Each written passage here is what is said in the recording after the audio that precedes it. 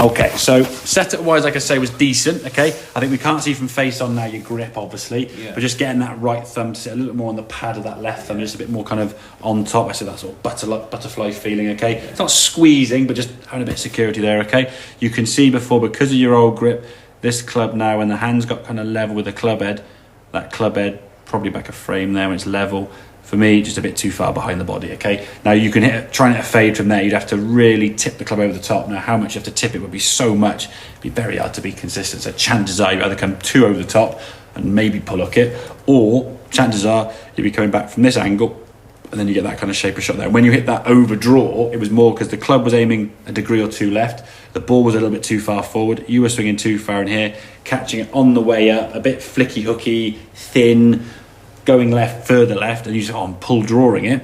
So therefore then your swing thoughts now, I've got to try and swing more from this side, because that makes sense. Yeah? If you're hitting the ball that starts left and goes left, well, I've got to start swinging more from the inside, when in actual fact you were swinging too far from the inside and the club was overly closing. Okay, so the sensation for you is getting that club to feel like you're fading. Now if you're on the range and hitting balls and you're really struggling, maybe sort of the Patrick Reed feeling would be where you want to go to try and stop that hook. Yeah, that's probably the easiest way to stop it. Okay, obviously the way we want it long term is get that club working more in front of you. So this one here now, when we get back to kind of hands level there, usually the club head now is worked in a lot more than before. Is that club in a fade position? No.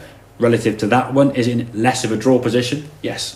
And that's why it feels fadey to you, because this one on the left hand side, this sort of red mark there where your club is, feels normal. So anything now this side of that is going to feel to you fadey or out of the line or across the ball. Yeah, it's not in relative to the golf ball, but to your feel it is. This is why when you hit the first 3 or 4 shots, you're faded that. How's it still drawing? I'm not drawing the ball, I'm fading it. Yeah, we've got to get that club working up a bit more. So when you get the top of the back, so now that left arm is higher there in a better position, not to close the club face. As you start coming back down now, you tip the club nicely back in front.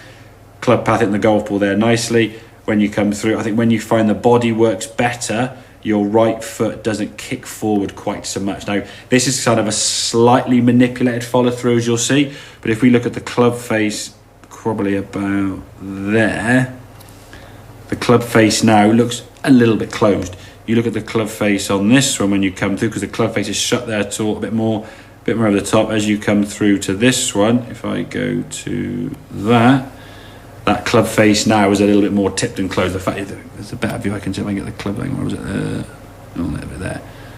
It was back a few frames. There you go. So the fact that toe of the club now is a bit more, so the toe is that way more. It's only a few degrees, but an impact a few degrees, as we know, is a lot. I mean, you're going from 4 degrees to 1 degree angle of attack. You're going from 7 degrees to 3 degrees swing path. 2-3 degrees in golf is massive, isn't it? Yeah? So that club face to me is more neutral. When you come to the golf ball now, that club face now is not going to be overly closed, and the ball's not going to be doing that. I would say, and it's not always the case, but your pull draws are shots that just start left to target and draw more, and more from a closed club face as opposed to a path.